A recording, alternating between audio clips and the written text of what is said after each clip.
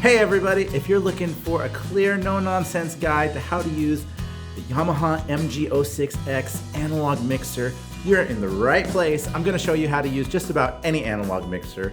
This is a great compact little mixer for live setups, for small studio setups, for streaming. So I'm going to do some live sound demos, gonna dive into all the features and functions of it. So let's get right to it. So this is the Yamaha MG06X 6 input, 6 output analog mixing console with built-in reverb and delay effects. It's small enough, as you can see, to fit in your hand, so it's good compact body, but it's powerful enough to have 2 mics, 2 stereo instruments, and a powerful little stereo output, plus headphones, so that's kind of a second stereo output. And it's not a USB interface, so you cannot use it to kind of record into your computer. You'll have to get an external audio interface. But for live use, for small live performances, solo musicians, podcasters, or even small things in the studio, it's really a perfect little piece. And I used to have it right on my pedal board. Now I use it to run my home entertainment system. So let's break down the features first. We have a channel strip here, 2 that are kind of identical. We have a mic line channel strip. So this is a combo jack, TRS XLR combo jack. What that means is it can accept an XLR like this microphone that I'm about to plug in, or it can accept one of these, which is a 1/4 inch jack. So as you can hear, I'm turning up the stereo level. We got mic on. Okay, so before I do too many sound tests, I'll just continue breaking down the features on the channel. So we have a pad, 26 dB. What that does is it makes it quieter. A high pass filter is useful for speech and vocals to kind of cut some of the low end rumbling noises down. We have about 38 decibels of gain up here, so that's plenty of juice. And you have an EQ channel strip. I've found these not to be the most musical, but they get the job done. Just use a little for touches here and there. And then you have an effects button, so on each channel strip, and a level. And the levels, they're not faders, they're just little dials, but how would you put faders on this? It would be as big as the unit itself. So the effects are great. The one limitation about the effects is that you're kind of stuck. It's either on or off. Let's check out the stereo inputs. I'll just unplug my system here. So you could conceivably get 4 instruments. You know, you could have like a guitar here and a bass here and a piano here. But in real life, you know, you're probably going to use each channel for 1 instrumentalist. You know, if you had 2 people kind of on the same input, you know, they would both be controlled by this level knob. So this one knob controls 3 and 4, and this one knob controls 5 and 6. And crucially, this is not a preamp. So this preamplifies the signal, so you can plug a microphone into it. But this does not. It only takes line level. That's why it says 3/4 line, 5/6 line.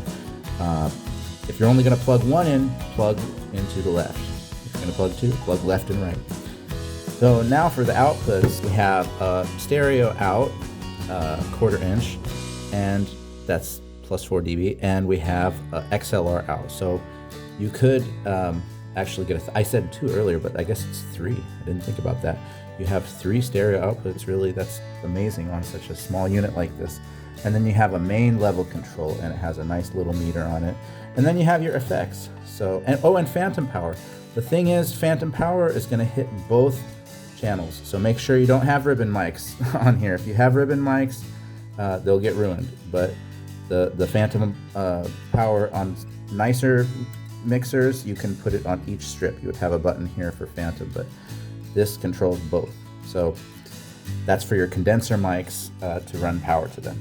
And then you have your nice effects here. You have reverb on the one side and delay on the other, and it's just controlled by this little switch. So it's a pretty intuitive mixer. And then an effects level return. So that's the how much effects is being sent to each channel. Now, that's the thing, you can put effects on or off each channel, but you can't control, similar to the phantom power, how much effect is going to each one. Again, on bigger mixers, you'd have another knob, that aux send, that would let you control how much of the effect to put to each channel. Well, you're kind of stuck. So if you want your vocalist to have a lot of reverb, but you want a real dry guitar or something, well, you know, I guess you can do that. But if you want like a lot of effects and only a little effects, you can't really do that with this. But, you know, such is the limitation of such a small mixer.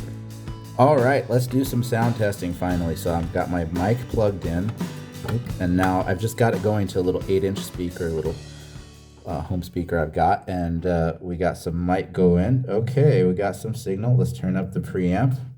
So that's the gain. Okay, so you can see it's only in the left channel. Oh, I forgot to mention we have a headphones level. Of course, you can control your phone's level. So let's put on some high end. Okay, it's a lot clearer. See that? Let's pad it. So, okay, you can't even hear me. I gotta turn it way up. Now you can hear me. Okay, so let's turn the pad off, and that's way too much. And okay, now let's try the high pass filter. It's hard to hear the difference there. It's hard to hear the difference, but if you had a lot of boom going on in your mic, it would definitely help to have that high pass on. And let's have some fun with the effects. Yo, there we go. So we got a plate. Let's hear the room. Yeah, that sounds like a room. And we got Hall for theirs, if you want to sing like Celine Dion. And yeah, delay, short delay, long delay. And I like this one the best. Make sure you remember tonight, you got the rest of your life. So yeah, just so that you know, I'm just running a SM58. That's a signal chain out to the mixer, and the mixer is just going out to a speaker. The way I typically run this is I run my computer in to a stereo channel. I have so these cables both go to a mini, 1/8-inch jack, kind of like this. And then that plugs into my computer. And so I have the computer running out, so I'm running karaoke. We like to run karaoke on this. And like I said, we like the vocal echo. Echo, right? Let's hear some more. So you can hear a little bit of bass. Maybe too much is starting to feed back.